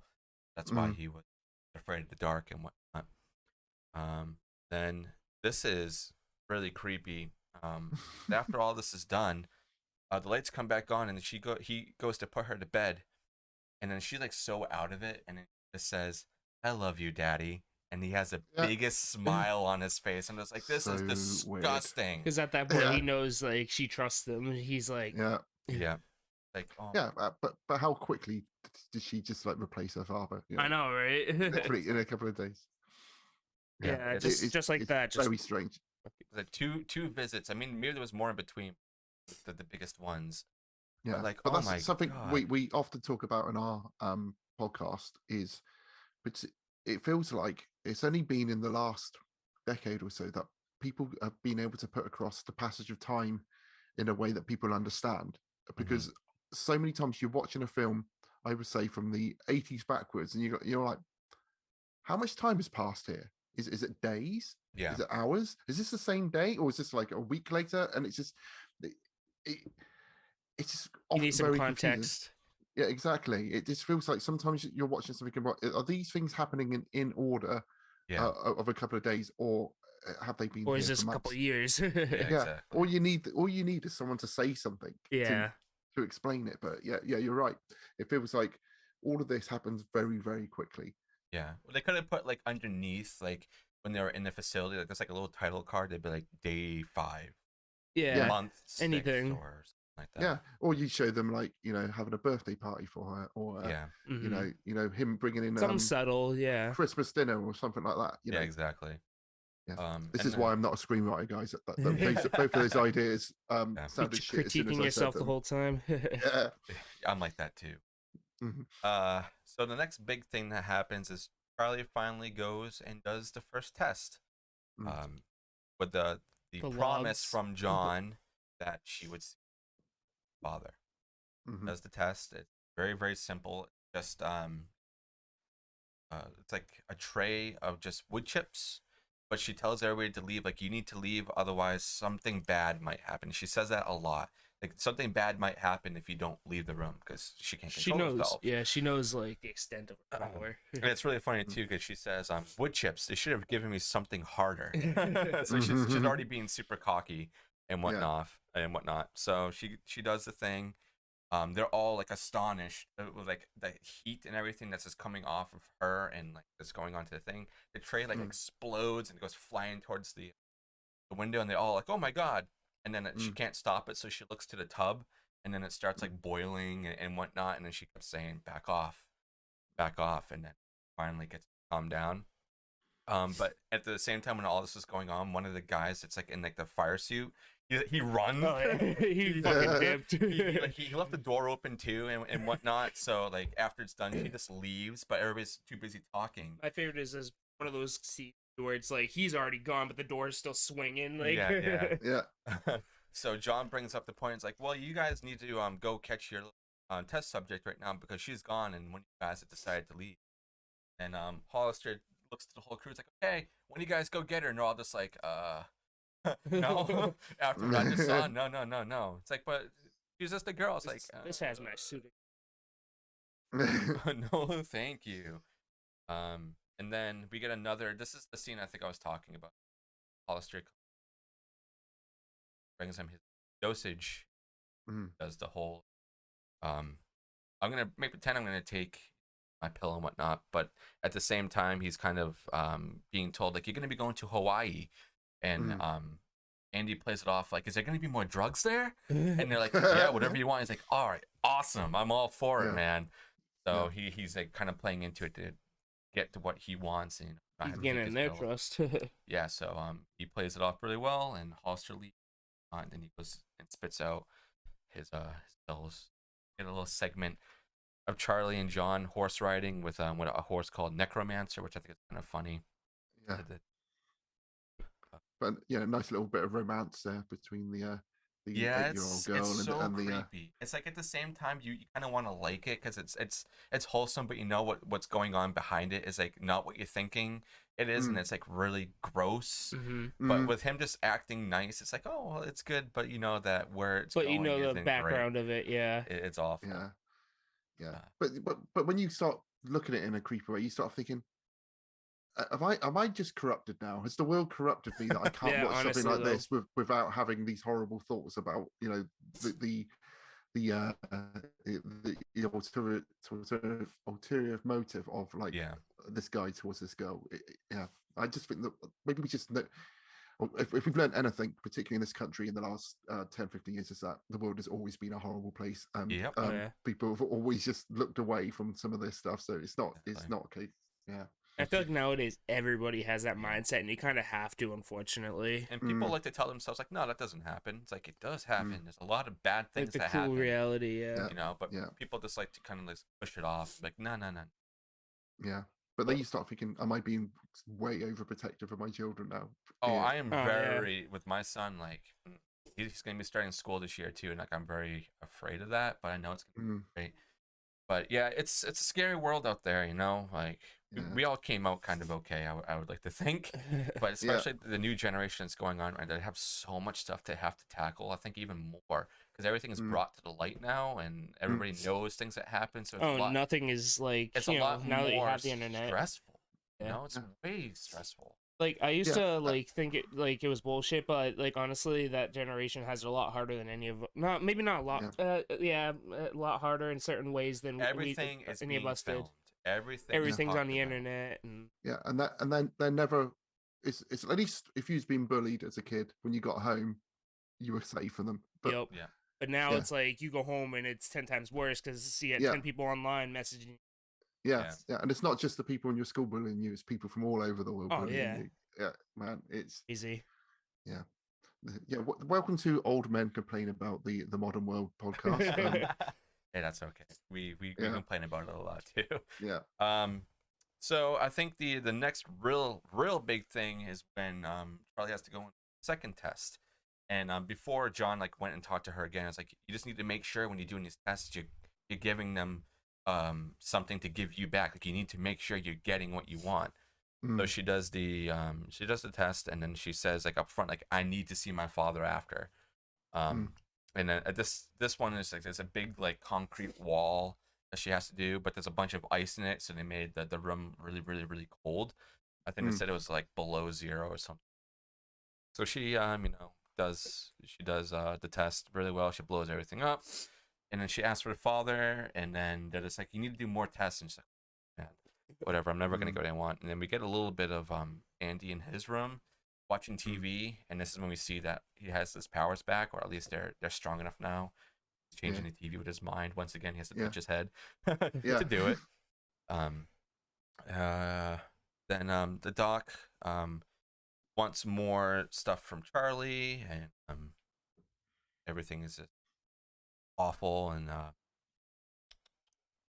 oh, and then this is when John actually fully describes what he wants to do with Charlie the Hollister. How he says, like, I want to get her, I want to make her as happy as possible. I want to get her right to that point, and then I'm just gonna punch her right in the face, and I'm gonna have her bones go into her brain, and then I want her to set me on fire so that way I can have those powers in the afterlife. Like, what? Yeah. What? Like, I can see why you've been holding this back. What do you want me to do with this information? You know, yeah. Even Hulk's just like, you're real crazy. No, that is like, oh, I know. Yeah. Super but it just feels like he's proud of it. Yeah. And this is kind of like where, for me, Stephen King would often just goes off the rails. It's like, oh yeah, you're going with it, and then you go like, what? Where's this going now? Yeah, it's his. I think his imagination is incredible because the things he's written, but sometimes for me it just goes off on such a weird tangent. You end up but you end up sort of like, well, you've lost me now, because there was all this. The story was kind of logical and believable up until this point, but now you've suddenly gone off onto this. I don't know. I think that there's an aspect of magic in a lot of his stuff. Yeah. Like that fantasy type. Yeah, but it's very much. It feels that this is how am I going to explain this? I feel like often magic and fantasy follow rules which are kind of established based on folklore and like a history of it, whereas he just goes off on this is like Stephen King universe. And I feel like I can see why a lot of people, when they become into like his whole world, and a lot of stuff is joined up, and there's like a joined universe, and Dark like Towers. and like the things like people having this shining ability or an ability to push stuff is like in lots of different stories and stuff as well. It's not just this. It kind of makes sense then, but I think if you're just someone who just like picks up the odd book, it's almost like, this is so weird to me. Just out of place almost. I can't get on board with this. I think like The Stand, for example, I love like the end of the world side of things, but then like the supernatural element of it, it was just like I can't follow the logic of this, and it's almost like I lose my way with it, and it's too detached from reality. Yeah. So like this aspect here, I think they just touched on it a little bit, and I think it's almost like, well, we have to put it in there because we need to give him a reason for what he's doing, but let's just gloss over it very quickly because it's all weird and fucked up. Yeah. But I imagine the book has got a lot more of that kind of magical side of things, and it hopefully it would make a bit more sense. But that's why I need to read this book. Yeah, it's a strange mesh of things, I think. But at least it's unique. At least you exactly. It's Stephen King's world, what he says goes. Yeah. And it's, when you read those books, you always know that there's going to be some kind of left turn which you didn't see coming, and often you're like, for sure. It's like, sometimes you can go with it, other times you're like, oh fuck, now I've read like 900 pages and now it's gone all weird, and like in the Misery episode, weren't you and Mike talking about how like in the books it'll go on for like 10 pages about a fucking chair or something like that? Yeah, he would describe it so much, and also he would like put you into the book that he was writing, so you would see that world and you would see the other world, and you would see the room a lot. So yeah, he puts a lot of detail like, aspects into his books, which it's a good thing, but sometimes it's a little too much. Like The Stand, that book has so much detail, everything. Especially, it also has a lot of detail on everything. Another one that I read a couple of times is Bag of Bones. That's another one that has a lot of detail. He just loves to build the world a lot, and I would say it's probably the same for this in the book. I'm definitely going to read it hopefully before the actual remake comes out, so I can compare. But you guys covered Gerald's Game. We have not, but I've seen it, and I think I have read the book, but it's been a long time. Yeah. That's another one. that's another one where like I really enjoyed the film, and then it's like, what's that? Like, it's almost like I need to watch the last 10 minutes again of that film to know what the hell happened. Yeah, It's almost like it's a crazy. twist upon a twist upon a twist. Yeah. But that's got some of the creepiest visuals I've ever seen in a film. And when you start thinking about what she actually saw, it's good. There's many layers of weirdness and creepiness in that film. I still don't really understand. That's why I like Stephen King, though. It's a lot of like what you're thinking about after, not really what you're thinking about in the moment, you know? Yeah. So that's why I really like his books and his adaptations, because they both do the exact same thing. You're thinking about the after, and it kind of lingers with you. And then when you rewatch the movie, like, you know, you realize things each time, too. Yeah. You're like, shit, I didn't catch that last time. Yeah. Exactly. But back to Firestarter. We get a pretty good scene where Andy actually has his powers back, and he's talking to Hollister, and he's like all excited, like you're gonna be leaving tonight at like 8 p.m. A helicopter's gonna come get you. You're gonna go to Hawaii. He's like, oh, that's great. And then he starts talking to him, and he's like, but I need Charlie to be with me. He's like, no, Charlie can't be with you. But then, he's like, no, Charlie needs to be with me. He's like, yeah, okay, Charlie will be with you. You need to give me pen and paper so that I can write a note, and you need to give it to Charlie. And he's like, oh yeah, here you go. So now he's full potential. And this is where Charlie messes up, man. Up, and it's all because of John, you know. Is when she gets the note, and then John comes to visit, and she's like, oh, John, guess what? My dad found a way for us to leave. And when it's like, oh yeah, really? We're gonna go. And he's, oh, we're at the stable, and I gotta be at this time. And then, but they're talking in the hallway because they're in the room. Listen, so they go into the hallway, and she's kind of like talking to him, like, oh, I'll bring you there.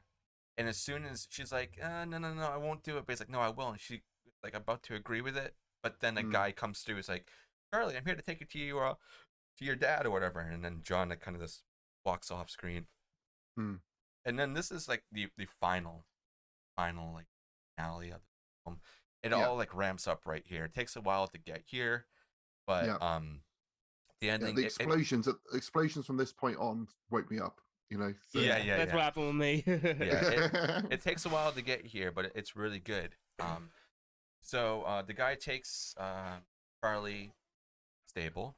John got there way ahead of time. He's already like staking out and everything, being a creepy motherfucker. So he gets there, and Charlie convinces the guy to leave, and he won't. But she starts burning, like making the gun really hot, so he drops it, and then also like burns him a little bit, and then he runs away, and then and John's upstairs calling to her. He's like, oh, John's like, like, yeah, it's me. Come up here. Where he wants to. He's at the point where he can kill her now. Like, even though she's happy, but I don't think it's the happiness that he was hoping it was going to be. I think it's his last chance because she's about to slip through his fingers. Yeah. And also, maybe he's a little bit frightened, you know, and, you know, Daddy's coming and Daddy's got his powers back, you know. So. But the other thing that bugs me is like he wanted to punch her, you know, and like have her like melt him, but he's up there with a gun. Yeah. Like, what? I'm just gonna sit back here. Yeah, exactly. Well, if you've seen what she can do, you might want to start doing it. But then I'm going to go and hide amongst a load of flammable material. Yeah, you know, right. I'm going to hide in a barn full of hay. Yeah. So they go there, and then finally, the father and Hollister, they show up. Hollister tells Andy about John.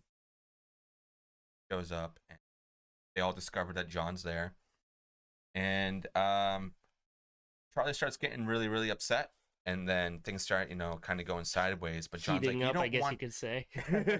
Yeah, so he's like, you don't want to do this. You're gonna burn all the horses in here. Necromancer's in there. So he's like kind of still playing with her head a little bit, while Andy's just like, you need to die. So he tells Hollister, shoot him, kill him. Yeah. But no, he gets shot right in the head immediately. Yeah. So goes out like a chump. Yeah. He's gone. Yeah. But you got to think though that Charlie's already killed loads of. I was going to say FBI, but they're like shop guys. Yeah, I had no problem about that at all. So she's not going to give a fuck about horses. No.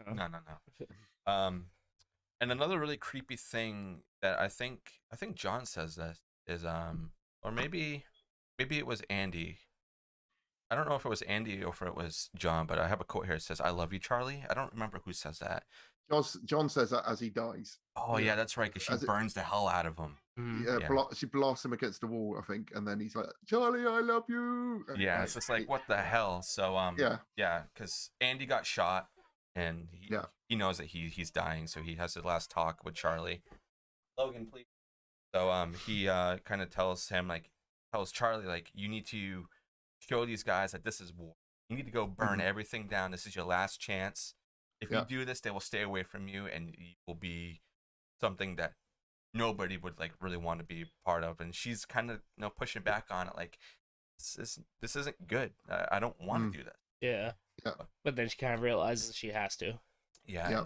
And he dies, and and then we get 20 minutes of fire effects. Yeah, that whole like last dialogue session between Charlie and Andy literally almost made me cry, especially being a father and everything. It's so sad because they got so far to the point where they could go to this isolated area and kind of just like deal with whatever they needed to do there, and they could just be gone from everybody. But instead, the last person that was close to her and that she really loves is dead now. So now she literally just kills everything, and like her powers just amp up. Like there's a point when they're like shooting at her, and like all the bullets like melting and deflecting off her, which I think was awesome.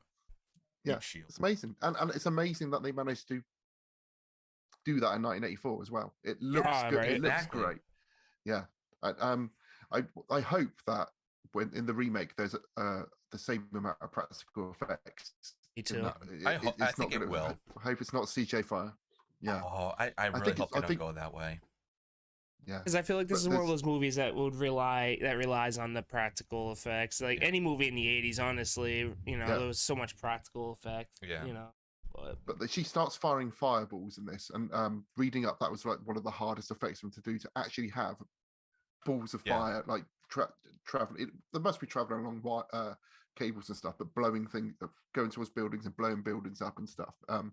It just looks great, and you've got that little girl. What the greatest thing of it, you got that little 8-year-old girl at the center of all this, and all this shit is just coming out of her, like a fucking war zone. Everybody burns.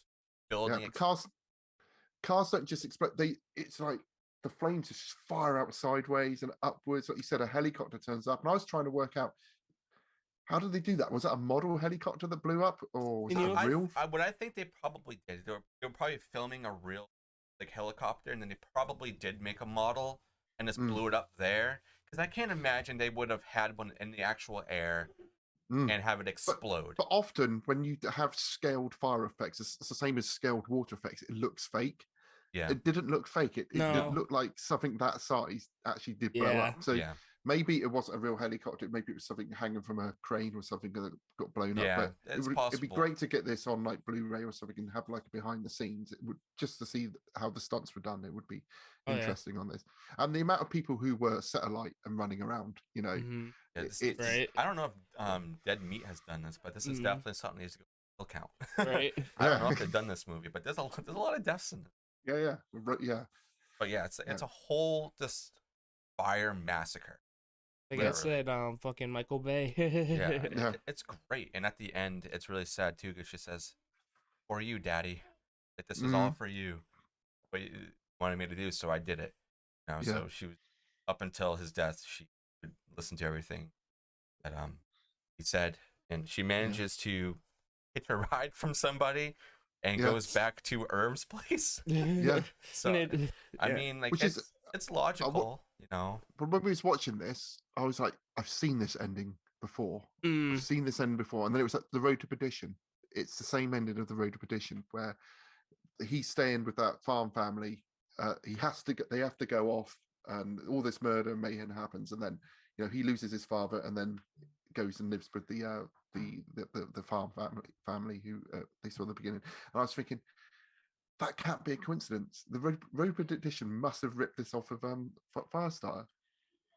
Yeah. there's a lot of I feel like yeah, after watching this, I feel like there is a lot of movies that have taken pieces of this and kind of ripped Or it vice off. versa. Yeah, so I would say this is an influential film for a lot of like the things that it does, and it's obviously it amps up to what you can do with special effects, especially having controlled fire like that. Mm. Is nuts, and also with people running away from the fire and it Yeah, not right. catching them on fire, like the safety protocols they must have had on this film. Yeah. They must have had like 100 people just making sure that the fires were not going to hurt anybody. And when they had aspects of fire actually chasing people as well, didn't they? Yeah, Fire coming out. Yeah, yeah, it was and like, great. the amount of people that were set on fire too. This must have had like a I don't know, not like a Guinness World Record, but it must have a record of how many people set on fire. Right. Yeah. Yeah, but I was telling someone I work with who's into horror movies that I was doing this with you guys, and he said, "Oh, I haven't seen that film." And I said, "It's pretty slow and quite dated." I said, "You can probably find The Last Battle on YouTube. I really recommend you watch that because Exactly. it is a milestone in like at least stunt work." Exactly. In cinema. Yeah, definitely set the bar pretty high for things And to which come. makes me feel like it should be more well known just for that. Honestly. But maybe the rest, yeah. It's like when you're watching, you like you're saying, it's like I feel like I've seen this scene before, Yeah. you know? Yeah. So I really do hope that people watch this. They kind of appreciate for the things that it really set for everybody to do, especially from the 80s and on, because I don't think anybody has really done fire effects or anything on the scale of this film, at least that I've seen. Because I feel like it would be the hardest thing to work with because it's fire. I mean, and in the 80s too, you know? yeah, and there's a lot of people that get burned and so many things exploding around them too. Like, Makes you wonder if anyone actually got hurt. I mean, there probably was like maybe minor things because I would imagine that they had a. I think on IMDb they said there's some people got seriously hurt making it. Yeah, that wouldn't surprise it's me. kind of bound to happen with the kind of fire that you're working with. Who knows how many takes they had to do with that stuff too? It's crazy. But yeah, There's not many things you could redo though. You couldn't. Some of the things that got blown up. You had one go at it. The cars, like we have to do those once. We can't do those again because of budget. Fire, I mean, would obviously be very expensive to do too, but to blow up cars and helicopters, I think it would be lower on the scale. But we end the film with Charlie and Irv going to the newspaper finally. I don't know what they're expecting to do there. Is she going to go show them her powers or something and blow up the news station? We don't really get like a big conclusion. I assume she goes to like kind of spread the word of the shop and stuff. I know that's what they were gonna. Yeah, that's definitely what she was doing. But how would prove it though, isn't she? Yeah. Yeah. So like, how would she really explain that without having to show? But yeah, that's pretty much Firestarter. It's a good movie. And it's certain spots of it, I think it's a good movie. Like you're saying, it's definitely a really good story. I'm going to go read the book probably this week. Definitely watch the remake. I might suffer through the sequel just for the hell of it, just to watch it again. I'll just watch Brightburn. Yeah. I'll have to watch that one again. But Ross, what would you rank this out of 10? And I don't know, what are your final thoughts on this? My final thought, it's an important film from my childhood. It didn't stand up as well as I remember it for the first. I don't know. I like the first act, the middle act. When they're at the shop, it really dragged for me. Yeah. But the final act is incredible. And what always happens when I end up talking through one of these films on the podcast, it raises at least a couple of points from what I would have scored it. So I'm going to give this I'm going to give this a 7 out of 10. I think. Okay, that's actually high. Wow, I was expecting you to be like, yeah, I'm going to give this like a 4. I think just for it's a really good story. I think Drew Barrymore is brilliant in it. Yeah. And I think the guy who plays Andy is really good as well. And it's a shame that he wasn't a bigger star than he Yeah, He it was. didn't really seem I like think. he went off and did anything spectacular. No. He did do a very good job. I felt for him for all the things he was going through. Yeah. For sure. Yeah. And I think that what we always try and do is try not take marks off of in our podcast, and we try not to take marks off of looking it through it from His perspective. now. Yeah. Exactly. Yeah. Yeah, that's what we kind of do. Try and look at it on the same merits. Yeah, I think it was a good film for its time, so I'm gonna give it a 7 out of 10. Sure. Aaron, what about you? Well, we all agreed it's a good story. It's a good story. The movie is kind of slow at times. I like how it starts off like and keeps like engages you, but then like I said, it kind of slows down and then it picks back up again. But I mean, I enjoyed it, but I love Drew Barrymore. You can give it a low mark. I won't feel bad. You can give it a low mark if you want to. Oh no, I'll be honest. Don't worry. Yeah, I think Drew Barrymore is perfect for. It's definitely what kind of holds. Yeah, in my opinion. Did you see that it was between her and the girl who was Carol Ann in Poltergeist? They was trying to. No, it was between those two. Yeah, I didn't know. And then they both came up for the part of Carol Ann in Poltergeist, and it went to her, and Drew Barrymore got the part of E.T. as almost like a trade-off, because Spielberg was the producer on Poltergeist, and a lot of people say pretty much the director of Poltergeist as well. So yeah, it's really interesting that who could have, I didn't get enough credit on that. I know. But there are so many elements of Poltergeist. You feel like, this is it's so people through a Spielberg lens. Almost done. But yeah, that being said, I'll probably rate it about a 7 out of 10 as well. 7. Yeah. All right. I feel for you guys. So like I said, it's been a very long time since I've seen this, and watching it as a kid, thinking it as more and remembering it more as a sci-fi and not so much horror. And obviously being older now and watching a lot of horror movies and sci-fi movies and just movies in general. And with the pacing of this film, I think a little bit could have been, kind of condensed, or, just made it a little bit more straightforward and not so bumpy. Yeah. Especially like going towards the middle of the film, like we keep saying. But the ending is it's such a great ending, and it makes up for like so bonkers. Man, like I don't even know where I want to rate this, because it's like almost every like act is its own thing. Like it's kind of has like its own pace. Man, if I had to rate it just on the ending alone, it would be a high score. It would be like an 8.5 out of 10. But as a whole, because of the creepiness that happens with John, I think even especially for the time was kind of off-putting and weird. I would imagine people are like, I don't know how I feel about that. And I don't know. I might hate to do this, because like I really do enjoy this film, but I think I'm gonna give it a 5 out of 10. Yep. Yeah, I thought you was gonna go for a 5. Yeah, I'm gonna give it like a 5. That sounds fair.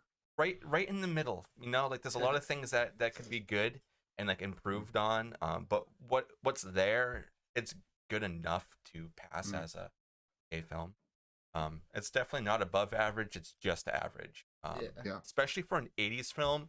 When you hold it up against all the other like 80s horror films, whether it's a B movie or like a high scale like AAA movie, whatever, it really does fall right in the middle. The effects and Drew Barrymore are the things that hold this whole together, in my opinion. So, 5 out of 10 blood splat. That's fair. So, you guys have any other thoughts on this? And probably end it there. But Ross, cool. Before we go, why don't you let everybody know again where they can find you and what you guys are doing? So we are the General Witchfinders, horrific British horror. Look for us wherever you get your podcast. Our next episode, hopefully recording this weekend, will be American Werewolf from London. Ooh, so we're looking forward to that one. So another we had a pilot of American Werewolf in London, so it would have been watching that at the same on the same sort of time as Firestarter. So looking forward to that. So if you want to, should be out in a couple of weeks. But yeah, if you go and have a listen. Yes, please do support. I push that so much. Like, I'm trying to support as many podcasts as possible, and I always feel bad when I miss someone's episode because there's just so many, and there's so many great ones. And also, I just love really building all these relationships. So it's really cool to have you on, man, and we would love to have you on again. Yeah. Oh yes, it was good fun. It's good talking to you. Yeah. So with that list that I sent you, I can always send it again if there's anything else you want to do this year. Oh yeah, lovely. Let me know, man. Pop it over again. I'll have a look. Yeah. So I think on that note, we're probably going to end it here. This was the Baron's Hideout podcast. I was your host, Dustin. I was your co-host, Aaron. And that was a special guest, Ross, from General Witchfinders. Please go support them.